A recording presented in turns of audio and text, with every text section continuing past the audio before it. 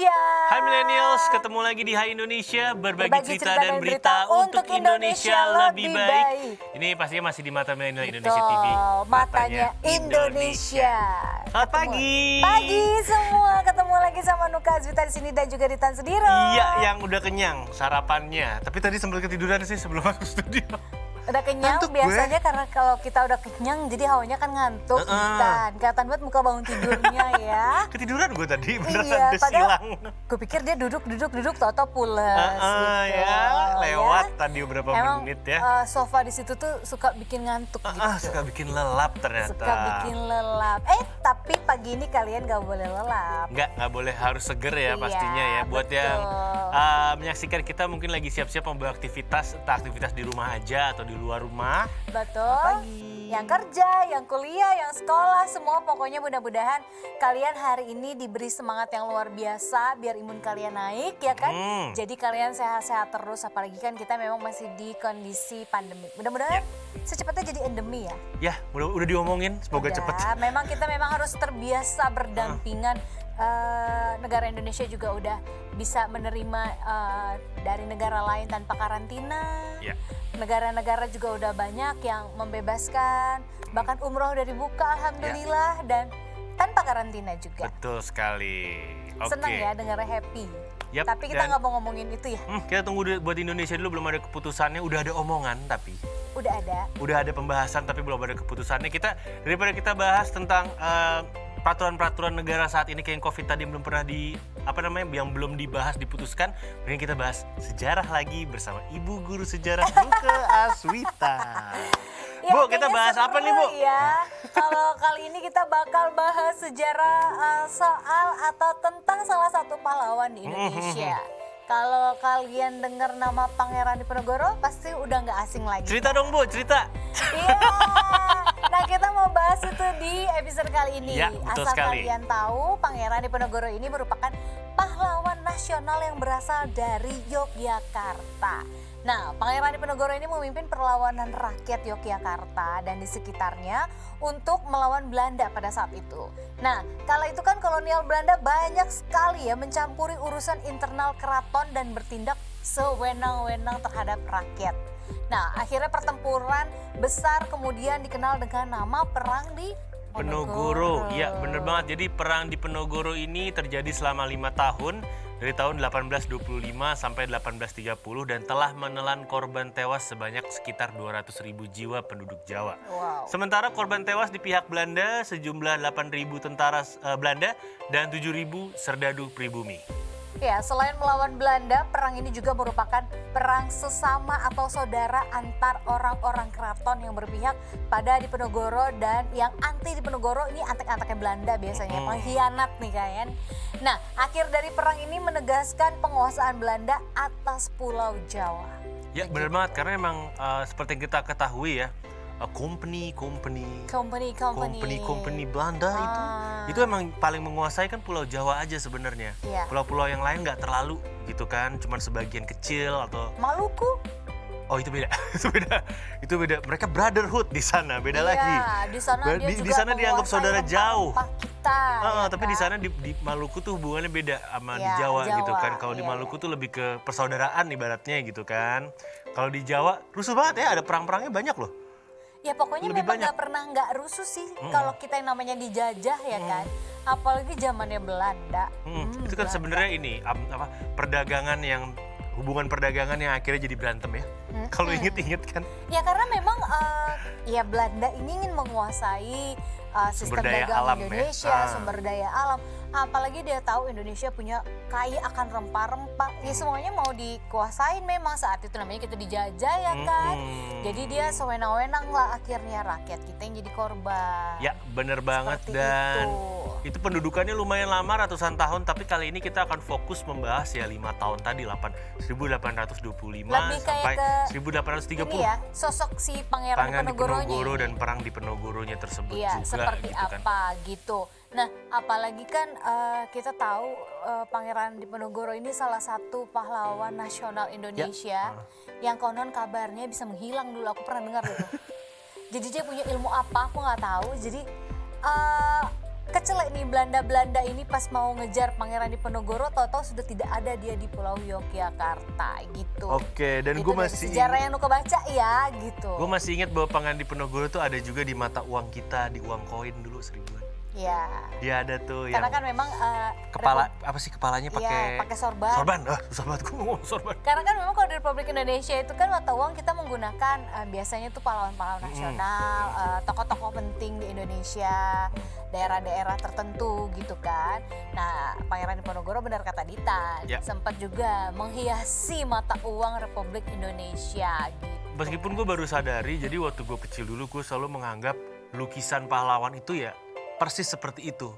Ternyata kadang enggak, ternyata ada penggambaran dari senimannya. Dan senimannya bisa mengambil model dari mulai orang tuanya atau mungkin siapa yang dialihkan sama dia menjadi pangeran di itu. Sketsa gitu. Iya, karena kita dia wallahu-alam wajah aslinya seperti apa. Karena biasanya dia cuma ngambil wajah aslinya itu kira-kira ada jenggotnya misalnya.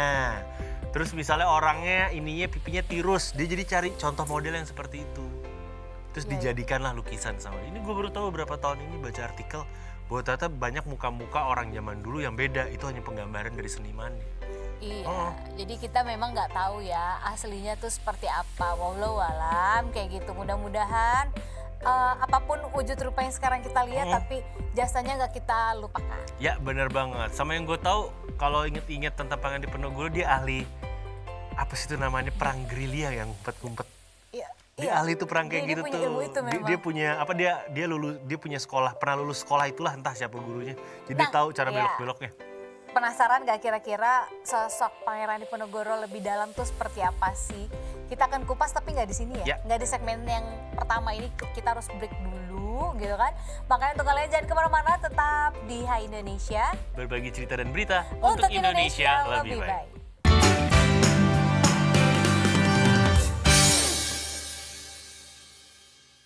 Ketemu lagi barengan sama Ditan Sudiro dan Nuka Aswita di Hai Indonesia, berbagi cerita dan berita untuk Indonesia lebih baik. Dan kita masih mau ngomongin tentang Pangeran Diponegoro.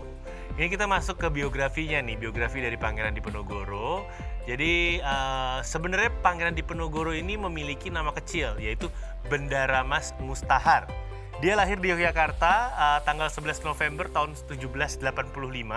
Dan dia merupakan putra dari Gusti Raden Mas Suraja atau Sultan Hamengkubuwono III ya. Raja Kesultanan Ngayogyakarta Hadiningrat dengan seorang selir bernama Raden Ayu Mangkorowati. Ya, jadi ketika berusia 18 tahun, nama Bendara Raden Mas Mustahar ini berubah. Akhirnya menjadi Bendara Raden Mas Antawirya. Jadi pada masa itu ia mendapatkan pendidikan kesastraan Islam Jawa dan menjalani pengajaran bergaya pesantren lebih formal tentang Al-Quran dan juga hadis yang didapat dari ulama berkunjung ke Tegarrejo. Gitu. Oke, dan Pangeran Diponegoro ini lebih banyak diasuh oleh neneknya, yaitu Ratu Ageng. Ini dia diasuh di bawah bimbingan Ratu Ageng dan beliau tumbuh menjadi pemuda yang alim, sederhana dan merakyat. Lalu saat ayahnya naik tahta menjadi Hamengkubuwono III pada tahun 1812, ia diberikan gelar pangeran dengan nama Diponegoro. Makanya disebutnya Pangeran Diponegoro. Nah, Pangeran Diponegoro ini akhirnya beranjak dewasa meski merupakan keturunan kerajaan, tapi dia malah justru menolak nih permintaan ayahnya agar menjadi raja. Nah, ia menolak mengingat ibunya bukan permaisuri gitu. Kan selir tuh biasanya istri kedua gitu kan. Nah, biasanya di lingkungan kebangsawanan putra mahkota yang pantas hanyalah dari permaisuri. Lagi pula Diponegoro memang lebih tertarik dengan kehidupan yang merakyat dan juga keagamaan nih kalau dia. Dia pun akhirnya lebih suka tinggal di Tegarrejo daripada di keraton. Yap, dan ini tuh awal mula terjadinya perang Diponegoro. Kita bakal bahas ini, diambil dari kemendikbud.go.id. Itu dimulai pada tahun 1821 di mana para petani lokal nih menderita akibat penyalahgunaan penyewaan tanah oleh warga Belanda, Inggris, Prancis dan juga Jerman. Ini ada Van der Capellen yang mengeluarkan dekret pada tanggal 6 Mei 1823 yang menyatakan bahwa semua tanah yang disewa oleh orang Eropa dan Tionghoa ini wajib dikembalikan kepada pemiliknya per tanggal 31 Januari 1824. Namun nggak tahu kenapa pemilik lahan ini diwajibkan untuk memberikan kompensasi kepada penyewa lahan Eropa. Wah, agak timpang. Ya, jadi Pangeran Diponegoro ini membulatkan tekadnya nih untuk melakukan perlawanan dengan membatalkan pajak puasa agar para petani di Tegarejo nih dapat membeli senjata dan juga makanannya, guys. Dan kekecewaan Pangeran Diponegoro juga semakin memuncak ketika Pati Danureja atas perintah Belanda ini memasang tonggak-tonggak untuk membuat rel kereta api melewati makam leluhurnya. Jadi pengkhianat lah bisa dibilang ya. Dan beliau akhirnya kemudian bertekad melawan Belanda dan juga menyatakan sikap untuk perang. Ya, dan dilanjutkan pada hari Rabu tanggal 20 Juli 1825, pihak istana mengutus 2 bupati keraton senior yang memimpin pasukan Jawa Belanda untuk menangkap Pangeran Diponegoro dan juga Mangkubumi di Tegalrejo sebelum perang pecah. Meskipun kediaman Diponegoro jatuh dan dibakar, Pangeran dan sebagian besar pengikutnya berhasil lolos karena lebih mengenal medan di Tegalrejo ya. Kemudian Pangeran Diponegoro beserta keluarga dan pasukannya bergerak ke barat hingga ke desa Dekso di Kabupaten Kulon Progo dan kemudian meneruskan perjalanannya ke arah selatan hingga keesokan harinya tiba di Goa Selarong yang terletak 5 km arah barat dari kota Bantul. Dan Pangeran Diponegoro kemudian pindah ke Selarong, sebuah daerah berbukit-bukit yang dijadikan markas besarnya. Nah, Pangeran Diponegoro kemudian menjadikan Goa Selarong ini sebuah goa yang terletak di Dusun Kentolan Ror, Goa Sari, Pajangan, Bantul sebagai basis tempat dia. Base camp. Base camp lah, maksudnya tempat dia kumpul sama pasukan-pasukannya. Markas ya. Gitu. Akhirnya ini perang terjadi selama 5 tahun lamanya. Jadi penyerangan di Tegalrejo ini memulai perang Diponegoro yang berlangsung selama 5 tahun. Diponegoro memimpin masyarakat Jawa dari kalangan petani hingga golongan priai yang menyumbangkan uang dan barang-barang berharga lainnya sebagai dana perang. Dengan semangat sadumuk basuk sanyari bumi ditohi tekan pati yang berarti sejari kepala sejengkal tanah dibela sampai mati. Boleh juga filosofinya Panjang ya. Panjang ya. Nah, sebanyak 15 dari 19 pangeran bergabung dengan Diponegoro nih. Bahkan Diponegoro juga berhasil memobilisasikan para bandit, bandit-banditnya tapi yang profesional ya. Yang sebelumnya ditakuti oleh penduduk perdesaan, meskipun hal ini menjadi kontroversi pada saat itu. Tapi perjuangan Diponegoro dibantu Kiai Mojo yang juga menjadi pemimpin spiritual pemberontakan. Dalam perang Jawa ini Pangeran Diponegoro juga berkoordinasi dengan ISKS Pakubuwono ke-6 serta Raden Tumenggung Prawiro Doyo, Bupati Gagatan pada saat itu. Nama orang Jawa zaman dulu tuh ya. Panjang, Bos. Takut ke sleo, saya lidahnya panjang namanya. Panjang banget. Ya, dan kemudian Belanda menyerang dengan sistem benteng. Jadi di tahun 1827, Belanda ini melakukan penyerangan terhadap Diponegoro dengan menggunakan sistem benteng sehingga pasukan Diponegoro terjepit. Nah, ini pada tahun 1829 Kiai Mojo pemimpin spiritual pemberontakan ditangkap. Kemudian menyusul Pangeran Mangkubumi dan Panglima utamanya Alibasa Sentot Prawiro. Ini mereka semua menyerah kepada Belanda. Akhirnya pada tanggal 28 Maret 1830 Jenderal De Kock Terkenal tuh. Ya, berhasil menjepit pasukan Diponegoro di Magelang. Di sana Pangeran Diponegoro menyatakan bersedia menyerahkan diri dengan syarat sisa anggota laskarnya bisa dilepaskan. Oleh karena itu Pangeran Diponegoro ditangkap dan diasingkan ke Manado, kemudian dipindahkan ke Makassar hingga wafatnya di Benteng Rotterdam tanggal 8 Januari 1855. Ya, dan kemudian keadaan setelah selesai perang Diponegoro itu pada tahun 1832, seluruh raja dan bupati di Jawa tunduk menyerah kepada Belanda kecuali Bupati Ponorogo Warok Broto Diningrat III yang justru hendak menyerang seluruh kantor Belanda yang berada di kota-kota Karisidenan Madiun dan di Jawa Tengah seperti Wonogiri, kota Karanganyar yang banyak dihuni oleh para Warok. Warok tuh ini, ya. Seru banget menarik nih.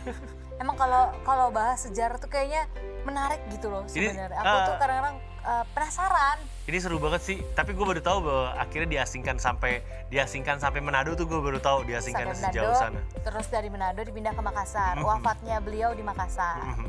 Gitu. Saking berpengaruhnya ya, karena emang kalau zaman dulu itu yang gue tahu mendingan diasingkan.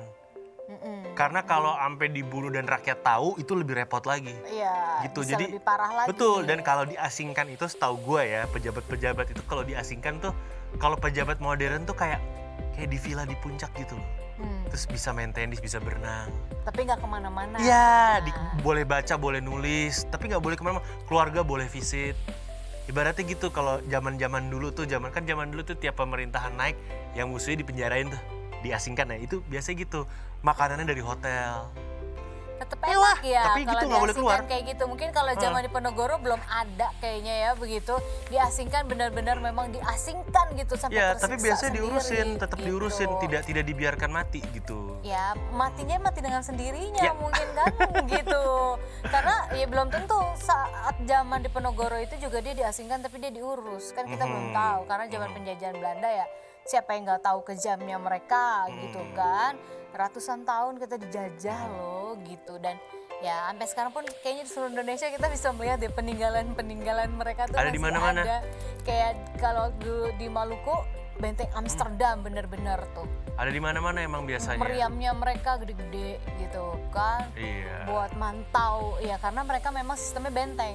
Iya, Bangun benteng-benteng itu. Itu sama kayak kalau di kota tua pasti pernah foto sama meriamnya. Iya. Di Jakarta ada Kayak di tuh. Fathahilah ya Ada guys meriam-meriamnya. gitu kan. Ada sisa-sisa meriamnya gitu. Nah, tapi Pasti kalau pernah itu sih udah manjat-manjat terus aman difoto. lah ya. Kalau meriamnya itu udah aman kayaknya. Udah bisa buat foto, selfie, swafoto apapun itu gitu kan. Oke, kita masih bahas Tentang Pangeran Diponegoro. tentang Pangeran Diponegoro. Kalau tadi kan kita udah bahas biografinya dia, sejarah awal mulanya ya. Ya. Gitu, nanti kita akan balik lagi, jangan kemana-mana, tetap Yes. stay tune di Hai Indonesia. Berbagi cerita dan berita untuk Indonesia lebih baik.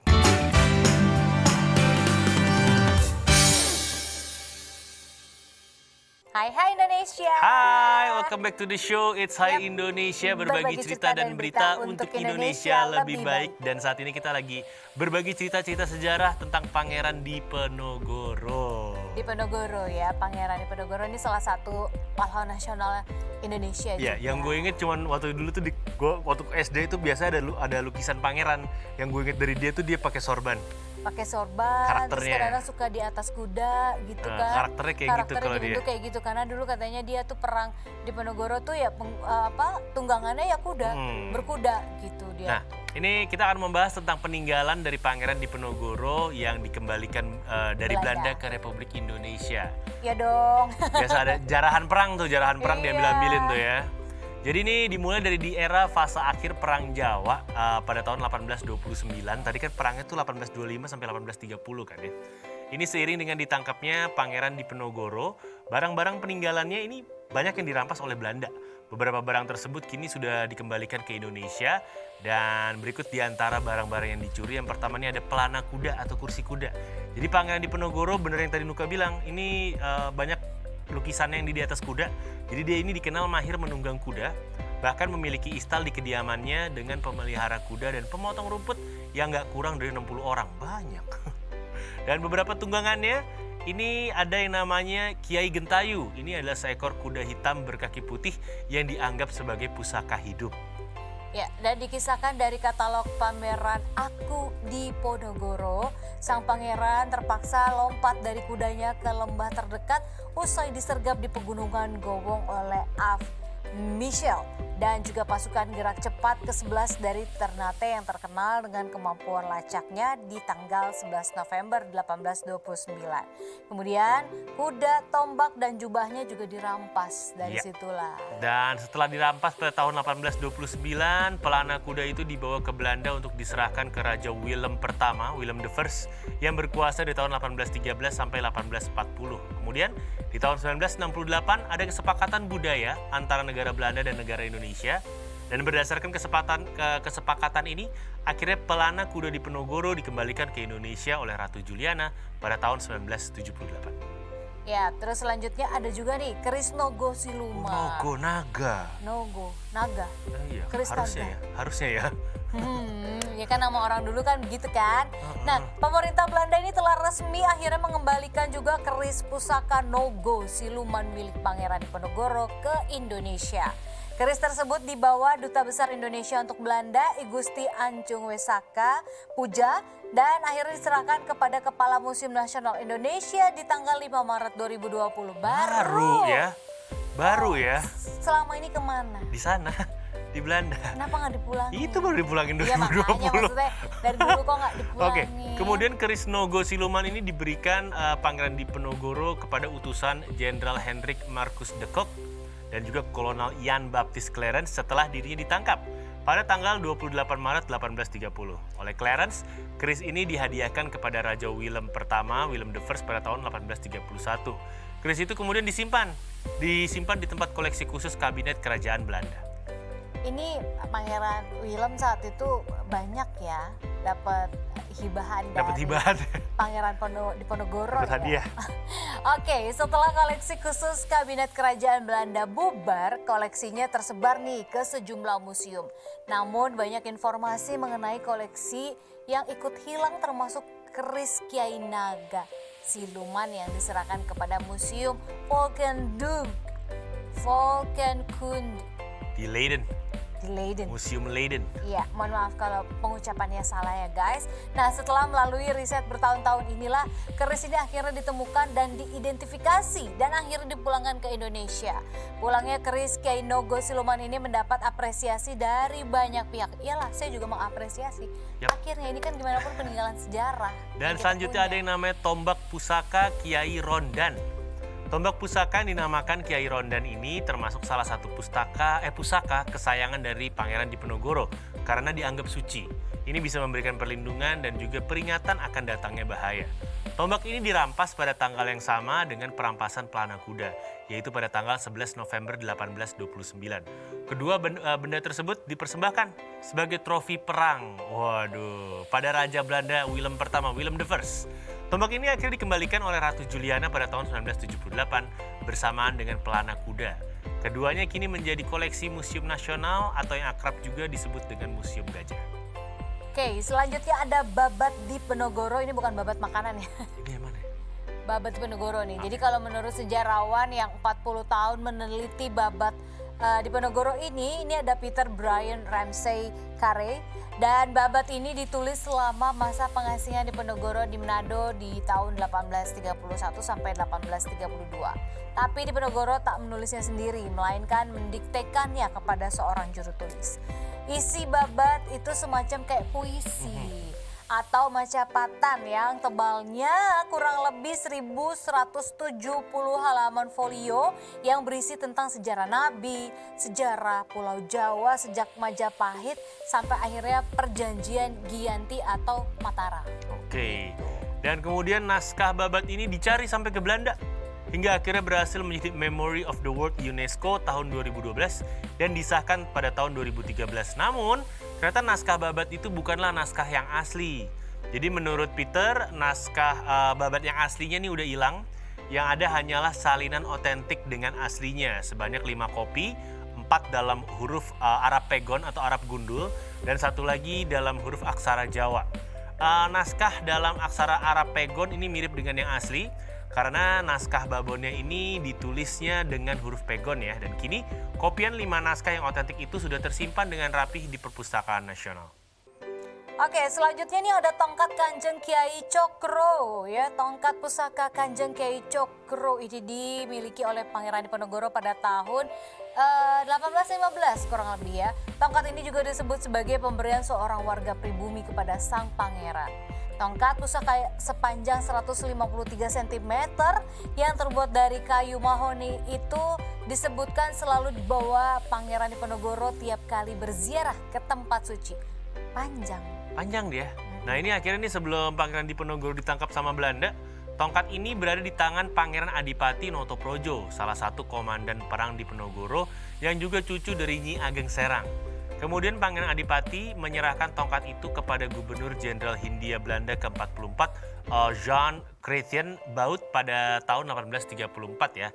Kemudian pusaka itu disimpan oleh keluarga J.C. Baut di Belanda dan baru pada tahun 2015 keluarga Baut lewat kakak beradik Michel dan Erika Lucia Baut menyerahkannya kepada Menteri Pendidikan dan Kebudayaan saat itu yaitu Bapak Anies Baswedan. Dan penyerahan pusaka itu dilakukan bertepatan dengan pembukaan pameran Aku di Penogoro di Galeri Nasional Indonesia pada tahun 2015. Oh, kalau ini nggak dikasih ke raja, disimpan sama keluarga pusakanya. Iya, ada keluarga Beda-beda. di sana, beda-beda. Makanya benda sejarah Kebayang kayaknya itu udah kesebar-sebar ada di mana. Kebayang nggak masih banyak pasti kan yang ada di Pasti. Takut keluarga kayak di gitu. Belanda. Iya, pasti. Di satu sisi seneng sih kalau misalnya ada di Belanda pasti diurus, tapi di Iya, satu iya, sisi kesel juga pengen ada di sini. Tapi ada juga nih beberapa waktu lalu gitu ya berita negeri Belanda kan sempat menyatakan secara resmi permintaan maaf. Dia minta maaf mulu tiap berapa tahun sekarang. Ya kan atas perlakuan dulu Minta penjajah maaf mulu sekarang. di Indonesia. Tapi ada satu juga pejabatnya dia nih yang rese. Malah Indonesia disuruh minta maaf sama Belanda. Lah, kebalik. Kan Bung. kemarin baru minta maaf lagi. Iya, Bung, kebalik. Iya, Kemarin makanya baru aku bilang. kok, sebulan lalu apa? Iya, makanya aku bilang belum lama ini kan. Baru minta kayak maaf, terus gitu. beberapa tahun lalu Tapi minta maaf habis juga. ada permintaan maaf itu ada juga salah satu pejabat di sana yang malah mengatakan nggak salah dulu Belanda. Belanda tuh nggak pernah salah dulu untuk menjajah Indonesia. Pokoknya saya ingat gue tiap berapa tahun minta maaf aja. Apalagi kalau ada pergantian Perdana Menteri, pasti minta maaf lagi. Minta maaf mulu mau kemana, mau lembah. Kayak lebaran gitu kan. Apa akhir baru berasa ya? Maksudnya Mungkin ya. dosanya banyak gitu kan. Oke Oke, lah, nanti kita yes. balik lagi dengan hal-hal menarik lainnya. Jangan kemana-mana ya. Tuh ya, tetap di Hai Indonesia pastinya berbagi cerita dan berita Untuk Indonesia lebih baik.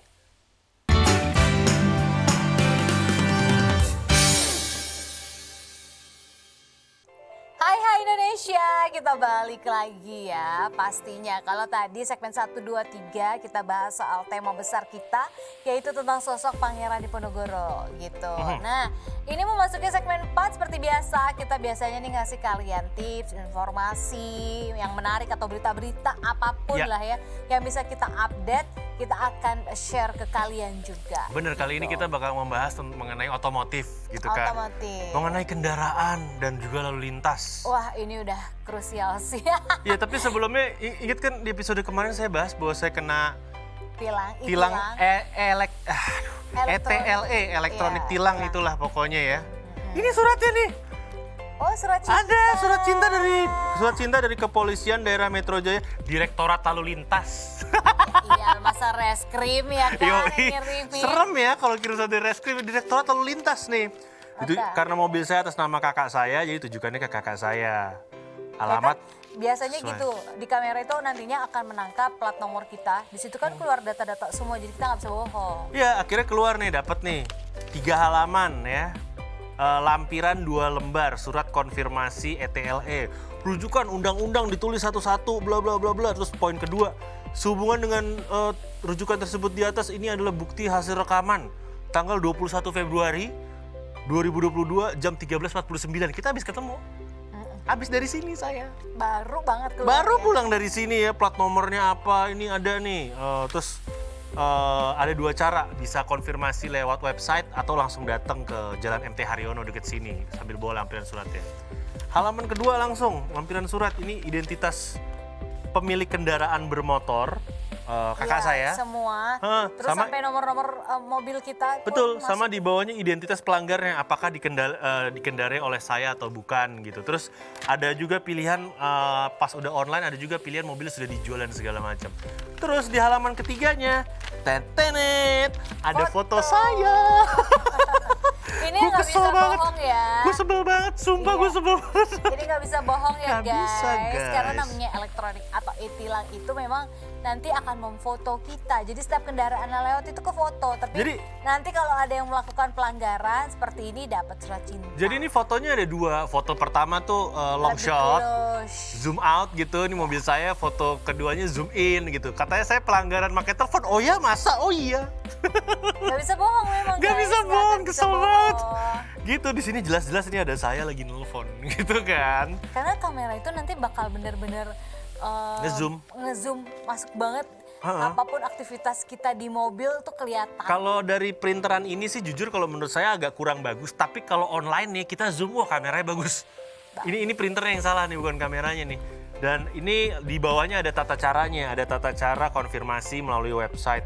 Ada batas waktunya, harus konfirmasi. Saya pelanggaran tanggal 22, harus konfirmasi tanggal 1 Maret maksimal. Gitu, kalau udah konfirmasi, tunggu sehari, besoknya dapat nomor ini. virtual account BRI untuk dibayar gitu. Terus untuk nominalnya ada di websitenya, dikasih tahu pelanggarannya ini nominalnya 750.000. Jangan sedih. Nelfon loh. Harga tiket one way ke Bali dari Jakarta. Ya kan karena memang sebenarnya udah dikasih tahu kan. Kita tuh tidak boleh menggunakan handphone, apalagi sekarang hampir di beberapa titik di Jakarta itu memang sudah ada e-tilang. Sebel. Bahkan nanti di tol pun akan diberlakukan e-tilang juga gitu. Pokoknya sebel banget sama hal ini. Tapi memang itu salah dirimu. Sebuah ya? pelajaran ya, jadi hati-hati guys kalau di jalan protokol yang ada kameranya. Udah nggak usah aneh-aneh ya, mendingan pakai ini aja earpiece, pakai earphone aja ya daripada 750.000 melayang ya kan, males banget. Betul. Jadi pelajaran juga buat Ditan ke depannya mungkin lebih hati-hati, dan milenial juga melihat Ditan udah dapat surat cinta dari Kepolisian Republik Indonesia, jangan sampai kalian juga mengalami. Tapi aku yakin sih udah banyak ya pasti yang dikirimi surat pasti cinta udah banyak juga. Dan jangan salah kan, emang pernah ada yang bilang bahwa baru mobil yang ditindak oleh kamera elektronik tilang. Ternyata enggak, ketika saya lagi riset cari tahu gimana cara membayar motor pun juga bisa. Iya, ketika saya lagi nyari tahu bagaimana cara untuk membayar elektronik tilang ini, tilang elektronik, ternyata ada yang cerita bahwa dia motor, ada fotonya dia nyolong ini, busway, jalur busway. Iya. Gitu, jadi dia ke foto juga. Jadi motor juga untuk beberapa pelanggaran udah bisa ditangkap dengan kamera itu. Makanya hati-hati ya, sekarang mau motor, mau mobil, apapun kendaraan, patuhi peraturan lalu lintas. Tadi lu sempat bilang juga ya bahwa ini tuh bakal diadakan juga di jalan tol kan. Betul. Sayang banget sekarang belum ada ya. Karena kalau udah ada nih lebih gampang nih nangkep nih. Jadi ada 21 pengendara motor supermoto yang gede itu ditangkap polisi usai menerobos tol Jor ya. Ini Polda Metro Jaya menangkap 21 orang pengendara supermoto yang viral karena masuk tol Jor Kelapa Gading Pulau Gebang. Kasubdit Gakum Ditlantas AKBP Jamal Alam mengungkapkan bahwa 21 kendaraan roda 2 jenis supermoto itu kini telah disita. Bagus Pak. Sita aja Pak, kandangin. Jadi Bapak Jamal menduga salah satu penyebab rombongan supermoto masuk ke jalan tol karena tidak ada gerbang transaksi di pintu masuk jalan tol. Ada dong harusnya. Enggak kok, ada tulisannya. Jelas gitu, kok. ada. Dan polisi pun akan memperketat pengawasan pada pintu jalan tol. Ya, Jamal juga menerangkan kendaraan disita karena terkait dengan sanksi yang diberikan kepada 21 pengendara tersebut ya.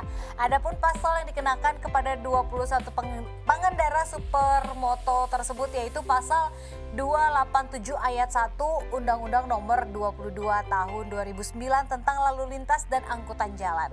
Jadi para pengendara ini terancam pidana maksimal kurungan 2 bulan atau denda maksimal yaitu Rp500.000.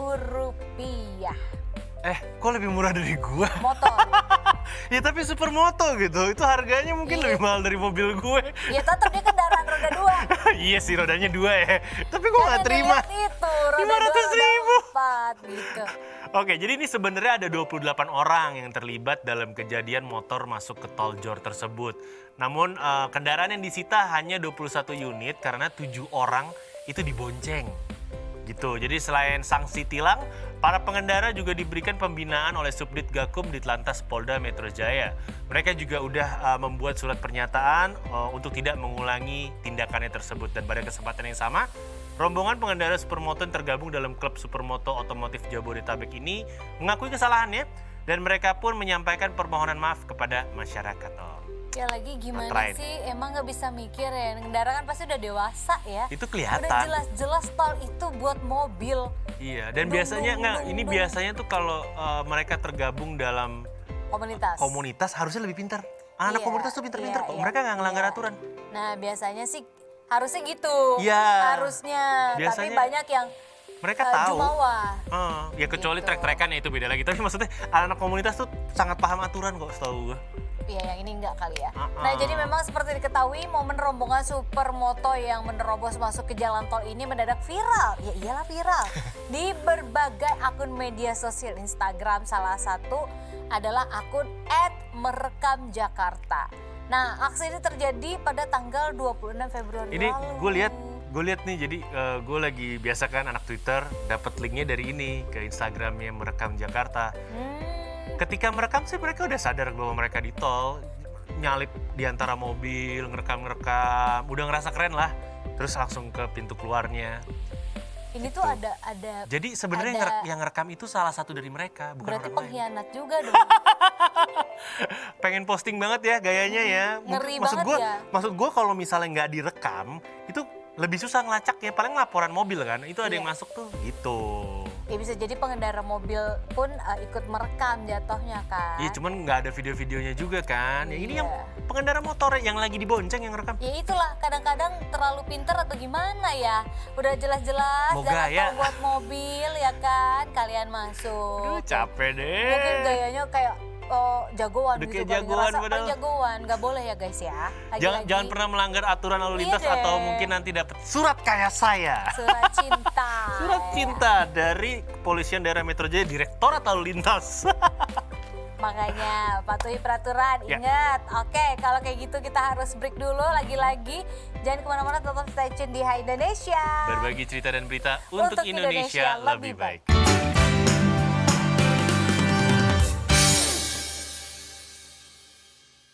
Hai Indonesia. Hai, welcome back to the show. It's Hai Yap. Indonesia. Berbagi cerita dan berita untuk Indonesia lebih baik.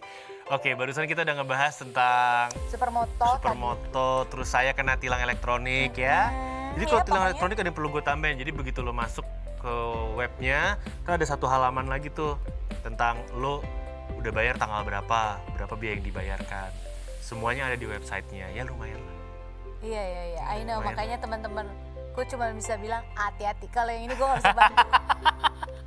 Kalau yang ini gue nggak bisa bantu. Iya, kalau udah ditilang gini, nggak bisa bantu gue kalau yang ini. Masalahnya langsung masuknya ke sistem. Udah katanya beda gitu. ya. Kalau diberhentiin, sini handphone lu kasih gue. Cuman kalau udah ditilang, gue nggak bisa bantu. Susah ya, Nuka banyak temen om polisi, Nggak, sekarang ID card aja itu. ID card aja. Mitra pak, Mitra. Dia pas lihat gitu dari panggil mbak, oh iya ibu silakan. Mitra keluarga, rumah sakit Iya. dong. Gue habis itu, Rumah sakit gue DBD kemarin. gue banyak kalau diberhentiin gitu, gue cuma buka kaca, senyum-senyum, ada apa bapak, Aduh, salah saya rambut apa? pendek kan, nggak lihat. Iya. Pendek. Kurang Disangka polwan tapi kan apa? bikin polwan mana ada yang boleh di highlight rambutnya. Iya, ini nggak kurang ada yang polwan boleh. apa, potongan. Ntar ya pak, telepon bapak saya dulu. Tahu bapak siapa Nggak itu? tahu bapak siapa. Ya jiper yang latih ya kan. Males ya. Aduh, beneran. mati juga gitu. Gak berani doi. Ya udahlah, tapi Oke. kalau itilang gue udah dipesan. Gue nggak Nggak bisa bantu ya. Udah, Ya, itu susah adalah deh salah satu tilang elektronik, tilang itu kan salah satu sistem untuk ya membela kebenaran lah tuh. Ya ya. nggak bisa bantu. Membela cuma yang benar bantu gitu. dibayarin aja. Ini ngomong tentang membela yang benar gitu kan, sekarang nih ada ini nih, pembela kebenaran favorit gue tuh kecil. Oh ini superhero ya, superhero. Batman, tenenenenet, Batman lagunya Iya, gitu dulu. dulu masih suka gue. Ada dulu Zaman-zaman di- kecil gue nonton. Iya di TV biru tuh. Iya, masih suka ada Batman-nya kartun. Enggak, yang manusia juga yang kalau dipukul ada tulisan POW. Serius, old school banget. POW. Terus Ketahuan ya? ada trompetnya, tenenenet, pet. Ada suara Tahuan kan trompetnya di umur berapa? Ya kan? Ada Batman-nya alisnya Iya, cuman iya, iya. garis putih. Serius, Iya, gue iya. nggak Iya, bohong. Tahu, maksudnya tahu. Aduh. Oke, kita bakal ngebahas tentang fakta film The Batman ya, yang baru nih. Jadi sosok Bruce Wayne ini kembali hadir lewat film The Batman yang kali ini dibintangi oleh Robert Pattinson.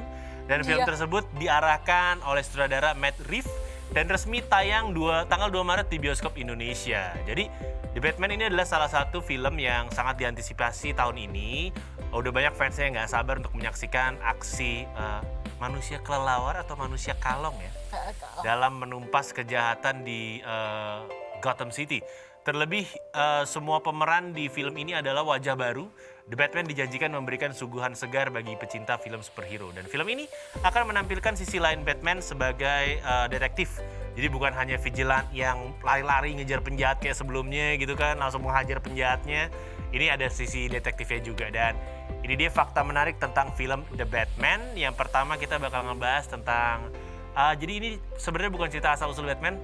Semua udah tahu asal-usulnya tuh dia anak kecil yang bapak ibunya dibunuh sama, abis nonton bioskop bapak ibunya ditembak di pinggir jalan, diambil dompetnya. Asal-usulnya kayak gitu di awalnya. Hampir semua film live action Batman di layar lebar selalu mengangkat asal-usul Batman.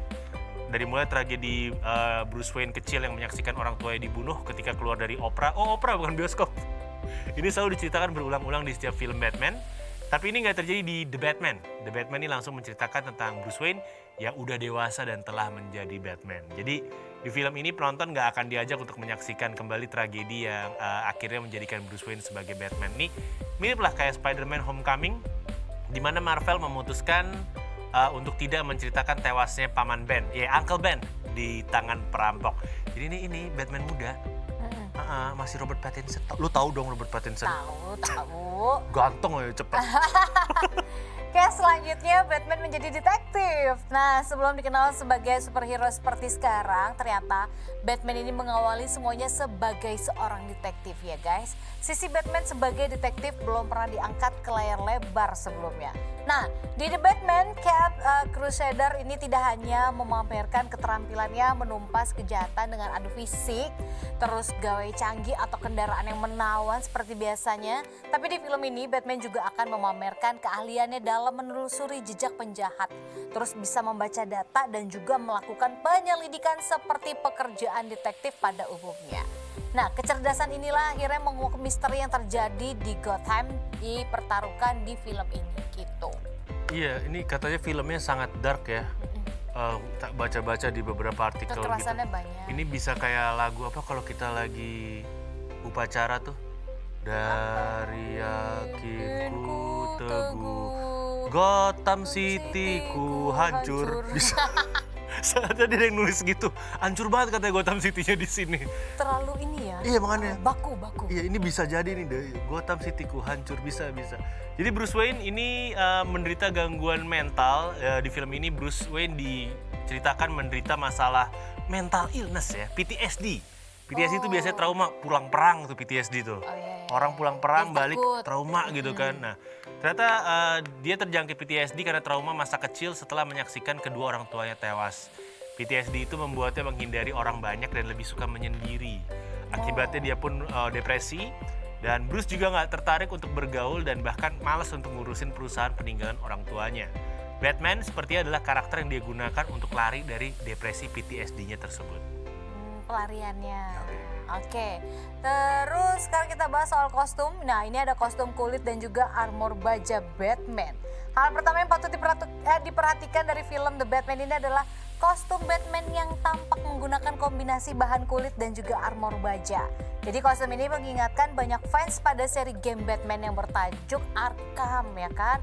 Sama seperti di seri gamenya, kalau kostum yang sangat taktis lengkap dengan armor tebalnya ini membuat Batman semakin aman dari benturan, tapi membatasi ruang geraknya. Iyalah pasti agak-agak susah kan. Karena berkat kostum itu Batman versi Robert Pattinson di film ini tidak akan mengalami cedera parah seperti versi Christian Bale di seri Dark Knight. Namun beratnya kostum ini membuat Batman versi Pattinson ini tidak segesit versi Ben Affleck di Justice League. Ini gue sempat baca artikel juga tentang si Robert Pattinson, jadi dia nyoba semua kostum. Ya. Dia nyobain semua kostum yang ada di studio yang dulu dipakai sama aktor-aktor sebelumnya, kayak Ben Affleck, George Clooney, dia cobain semuanya. Dia bilang, iya gue seneng karena gue bener-bener nyoba kostum yang abis nempel pada kulit aktor-aktor sebelumnya, kata dia gitu. Dan kostum yang dipakai buat syuting ini menurut dia paling cocok untuk karakter dia. Jadi dia suruh milih juga si Robnya. Keren ya. Oke. Dan selanjutnya nih logo di dada Batman dari pistol. Jadi logo di dada Batman versi Robert Pattinson ini terbuat dari leburan pistol. Ini pun menjadi tribute untuk komik detektif Detective Comics 1000 yang bertajuk Manufacture for Use. Di komik itu ada adegan Batman mengambil pistol milik Joe Chill dan meleburkannya untuk menjadikan logo di dada. Dan dalam komik itu tokoh Joe Chill adalah pembunuh dari orang tua Bruce Wayne, yakni Thomas dan juga Martha Wayne. Oke, selanjutnya ada karakter James Gordon berkulit hitam ya. Pertama kalinya nih dalam sejarah ada pemeran berkulit hitam yang memainkan tokoh James Gordon. Nah, sejak dulu James Gordon selalu digambarkan sebagai polisi kulit putih yang jujur. Tapi sebenarnya penggambaran James Gordon yang berkulit putih tak lepas dari perilisan komik Batman di era 30-an. Kala itu ya. Tapi memang hanya orang kulit putih yang bisa menjadi penegak hukum di Amerika Serikat. Saat semua orang dari ras apapun bisa menjadi polisi di saat ini dan akhirnya tokoh James Gordon yang harus berkulit putih memang sudah tidak relevan katanya. Karena kan kita udah bisa menemukan kan di luar banyak polisi-polisi banyak yang sudah berkulit hitam pun ada. Jadi ini polisi Gordon ini Inspektur Gordon. Inspektur. Iya. Jadi ingat film India ya? Iya, kalau di Bollywood kan Inspektur Sinjai. Inspektur Gordon. Inspektur Sinjai. Siapa lah? Sinjai bukannya nasi bebek di Madura ya? Bukan, beda. Lapar lu ya. Lapar. Kenapa ujung-ujungnya makanan kalau saya ya? Helikopter itu India ya. Ya, itu dia. Gitu. Kamu udah nonton? Apa, The Batman? Belum. Kok tumben? Ini bukan Marvel. Ini tunggu nanti aja. Ini nggak apa-apa kelewat ntar ditonton. Saya The Batman banyak yang belum nonton. Iya. Ngebayangin ya 3 jam filmnya loh guys, gitu kan? Saya terakhir nonton film DC Comics itu Aquaman. Aquaman yang terakhir saya tonton. Gak tahu ya kita mau nonton film ini. Aquaman cowoknya ganteng, lu nggak tahu? Gak tahu. Gak ngikutin film itu. Oke, nggak. Gue kasih tau lo aja. Aquaman cowoknya ganteng. Ntar gue cari. Coba. Lelaki berbadan besar. Ganteng nggak bisa dimiliki juga buat apa? Ayo, teratak dungcas. Oke lah ya, daripada mikirin ganteng-ganteng nggak bisa dimiliki, yang pasti-pasti aja guys. Iya, gitu. daripada ganteng-ganteng serigala kan mending kita bisa dimiliki. Oke, stop. Jangan lupa guys, di penghujung acara ini kita mau ingetin 6M-nya, protokol kesehatannya harus tetap ketat ya. Dari mulai mencuci tangan, menggunakan masker, mencuci tangan, menjaga jarak, menjauhi kerumunan, mengurangi mobilitas dan membatasi makan bersama pastinya ya. Ya, kalau mau hidup bersama disahkan dulu. Jangan guys, buffalo gathering is not good for you ya. Betul. Jangan. Betul, kalau kayak gitu kayaknya kita harus pamit undur diri ya. Nuka Azwita pamit undur diri. Kita sendiri juga pamit undur diri. Kita ketemu lagi on another session of Hai Indonesia. Berbagi cerita dan berita untuk Indonesia lebih baik hanya di mata milenial. Indonesia TV, matanya Indonesia. Bye bestie.